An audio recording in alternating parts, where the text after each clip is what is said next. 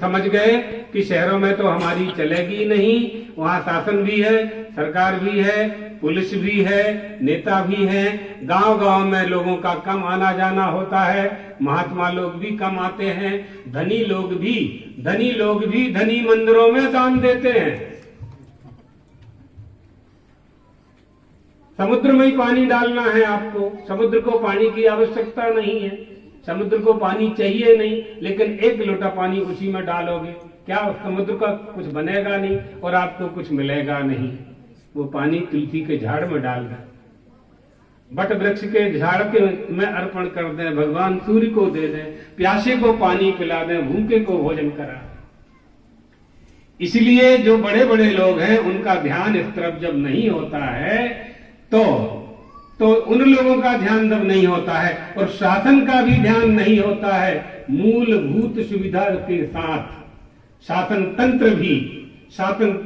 तंत्र में भी जब विकार पैदा होता है तो इन लोगों की उपेक्षा होती है। जहां शासन में विकार नहीं है वहां इनकी सेवा होती है, लेकिन शासन में विकार का अर्थ समझ गए होंगे आप, भ्रष्टाचार।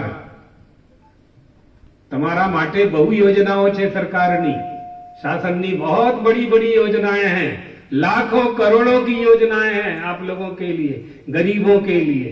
बहुत सरकार ने बहुत प्लान किए हैं, बहुत तैयारियां की हैं, लेकिन आप तक पहुंचे इसकी जिम्मेदारी जिनकी है उन्हें भी धर्म ज्ञान होना चाहिए।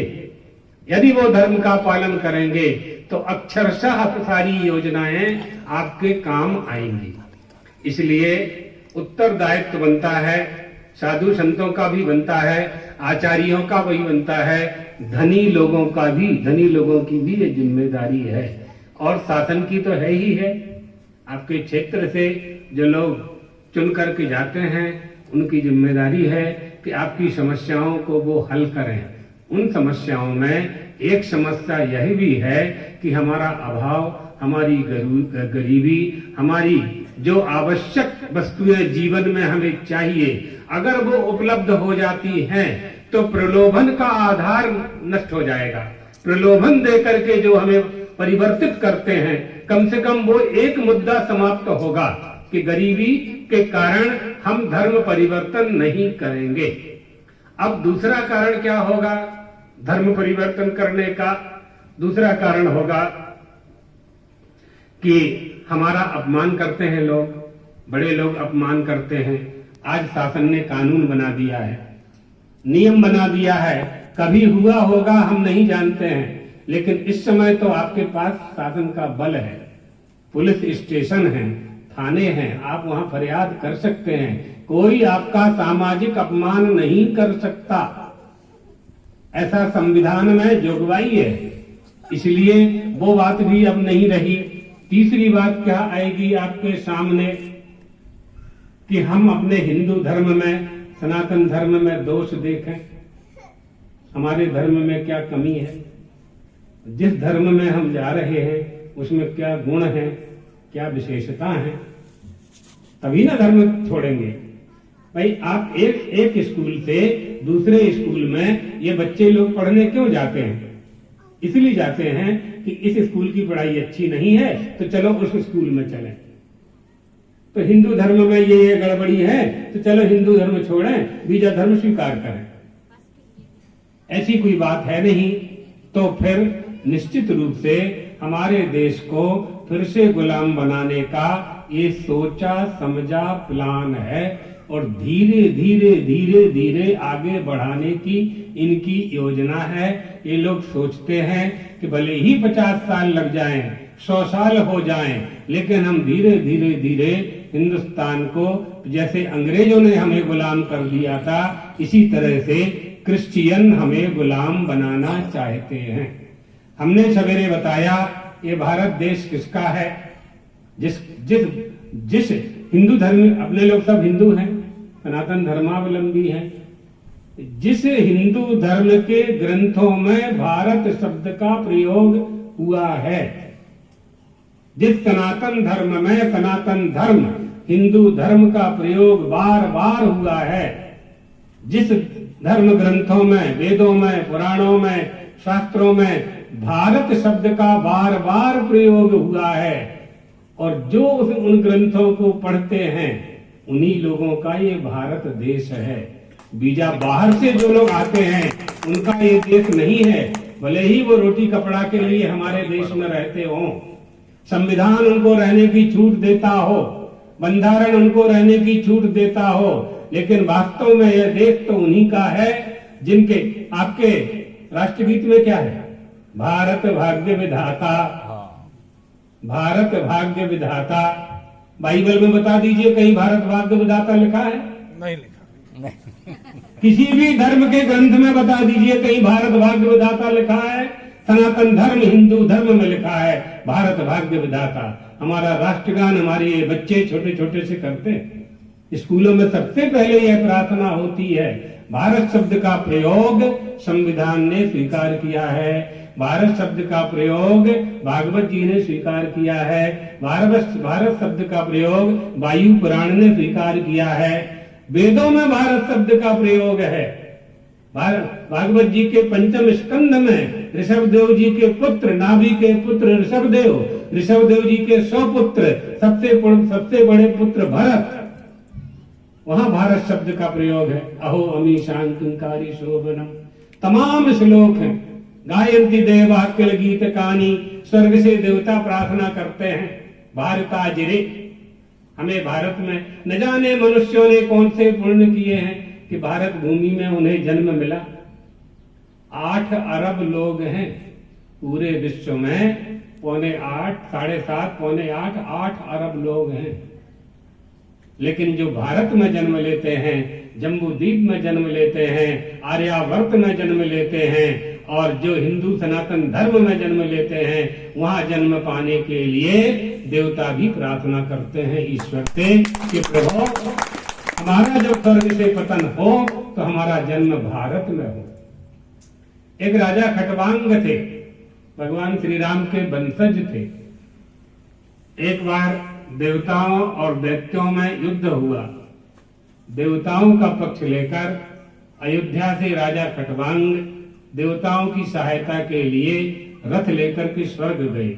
अपना धर्म, अपने माता पिता, अपना कुल, अपनी कुल देवी, अपना कुल देवता, इनका कभी कोई परिवर्तन नहीं करना चाहिए। इन्हीं से हमें सुख शांति और समृद्धि की प्राप्ति होती है, और इसी अनेकता में एकता का चिंतन विश्व को एक विषय देता है कि भारत में क्या हो रहा है। कैसे ये अनेक होते हुए भी एक पिता के विपुल कुमारा, एक बाप के 4 बेटे एक नहीं होते हैं। कैसे ये पूरा भारत एक है? किस संबंध से एक है? धर्म के संबंध से एक है। आपको जो लोग कहते हैं वो आपको भ्रमित करते हैं कि धर्म से झगड़ा होता है, धर्म से एक होते हैं। आज बहुत लोग जानते होंगे यहाँ कि जब कोई स्नान करता है, अपने घर में बाल्टी से नहाता है, कुआं से नहाता है, तो क्या बोलता है?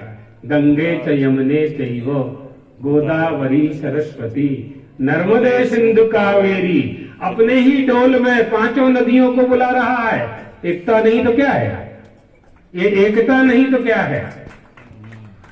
और सवेरे जब सो करके उठता है तो स्मरण करता है, समुद्र वसने देवी पर्वतस्तन मंडिते विष्णु पत्नी नमस्तुभ्यम पादस्पर्शम क्षमस्व में। ये पूरी धरती को विष्णु भगवान का स्वरूप मान करके कहता है कि मुझे क्षमा करिए, मैं आपके ऊपर अब अपना पैर, अपना चरण रख रहा हूं, नमस्कार करता है। ये एकता नहीं तो क्या है?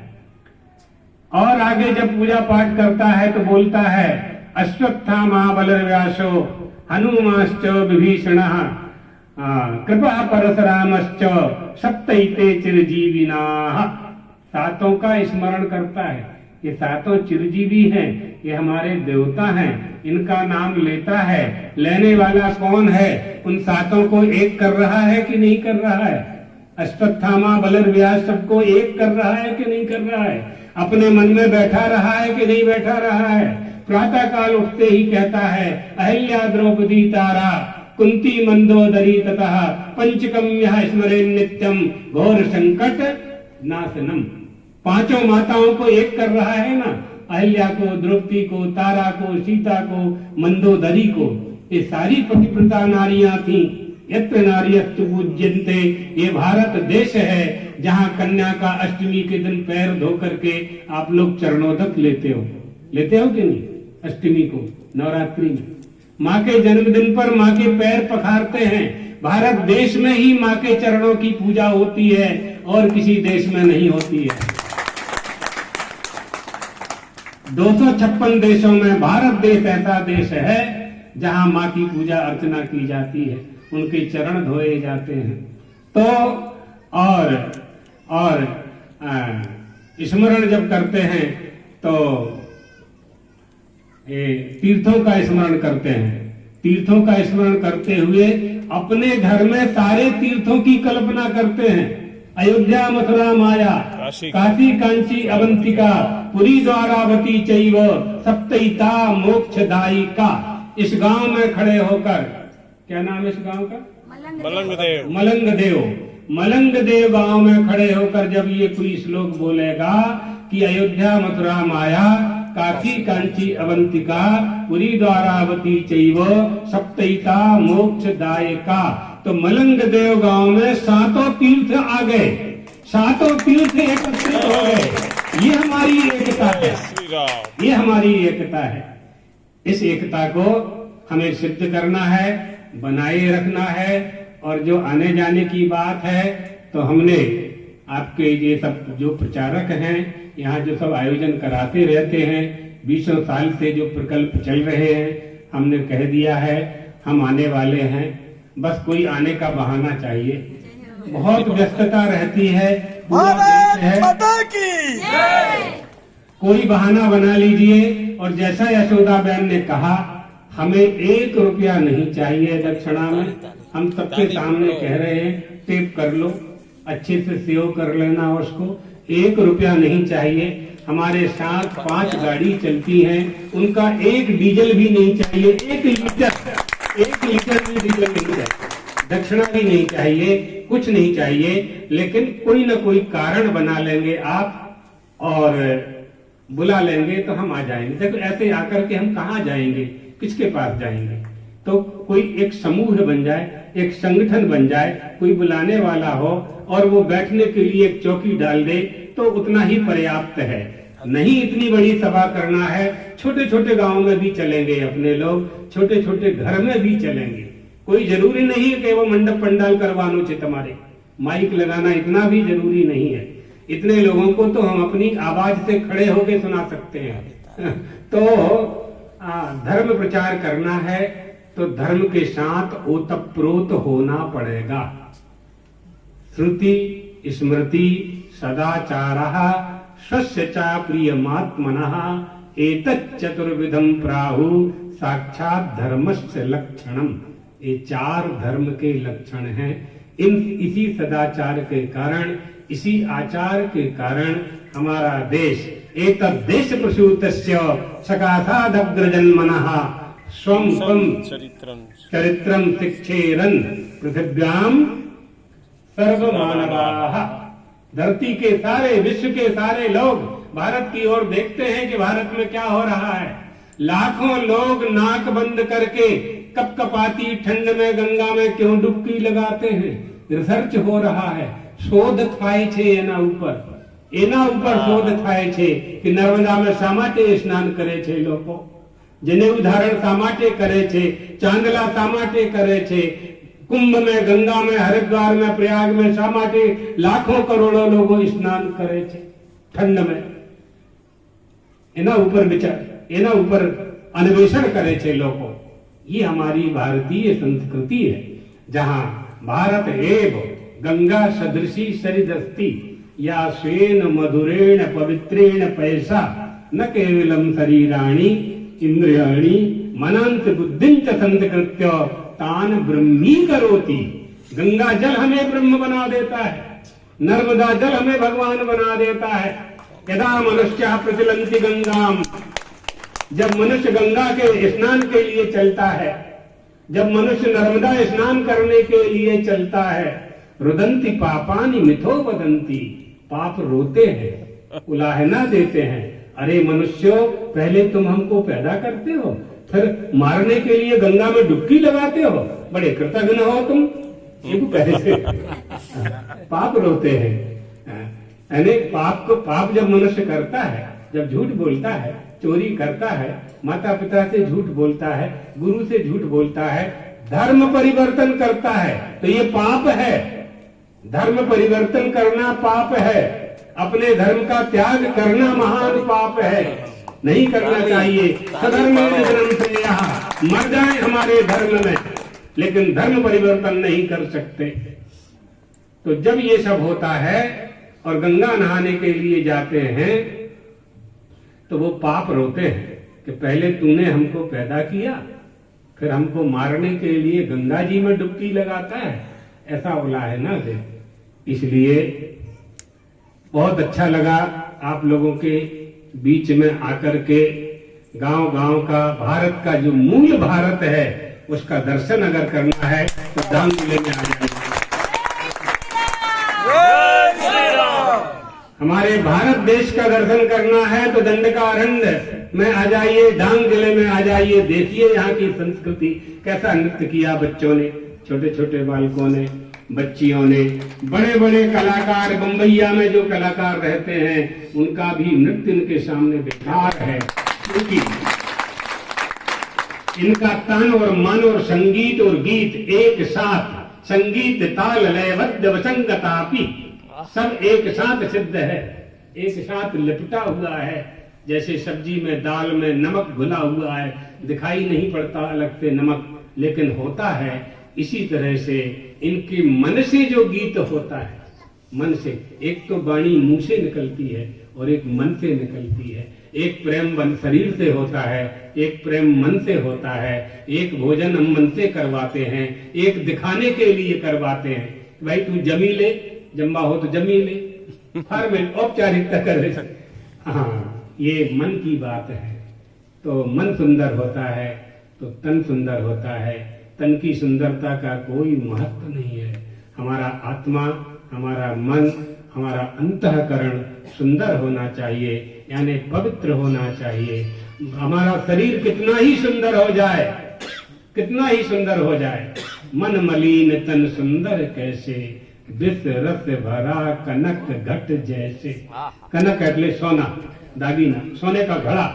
सोने के घड़ा में कोई जहर भर के, विष भर के दे दे कि ले पी लो, शू करशो सोनानु? दागीना का क्या करोगे? क्या मिलेगा जब हम बचेंगे ही नहीं? जहर पिएंगे, मर जाएंगे। इसी तरह से इस शरीर में अगर राम नहीं है, इस शरीर में धर्म नहीं है, इस शरीर में सनातन नहीं है, तो ये कितना ही सुंदर हो जाए, कितनी सुंदर साबुन लगावे, कितनी सुंदर क्रीम लगावे, लेकिन इसकी सुंदरता सुंदरता नहीं कही जा सकती। इसकी सुंदरता तो मन से होती है, धर्म के पालन से होती है। वह धर्म का पालन ही हमें सुंदरता प्रदान करता है। मुकुर मल ने अरु नयन विहीना, राम रूप देखई किमु दीना। मुकुर यानी ऐना, पहले दर्पण बनता, ऐना मुकुर होता था। कांसे की थाली को घिस घिस करके उसमें राजा लोग चेहरा देखते थे, उसको मुकुर कहते थे। अब ऐना आ गया, दर्पण आ गया, मिरर आ गए। आप कितने ही सुंदर हो, खूब श्रृंगार किया है आपने, लेकिन जिस दर्पण में आप मुंह देख रहे हैं उसमें धूल बैठी है, उसमें कंकड़ पत्थर की धूल बैठी हुई है, वो आच्छादित है धूल से। आप कितने ही सुंदर हो, लेकिन दर्पण अगर मैला है तो आपका चेहरा भी मैला ही दिखाई पड़ेगा। इसी तरह से एक अंतःकरण रूपी दर्पण, हृदय रूपी दर्पण अगर स्वच्छ होगा तो ही श्री राम के दर्शन होंगे, जैसे दर्शन सबरी ने प्राप्त किए थे। श्री राम जय राम, जय जय राम, श्री राम जय।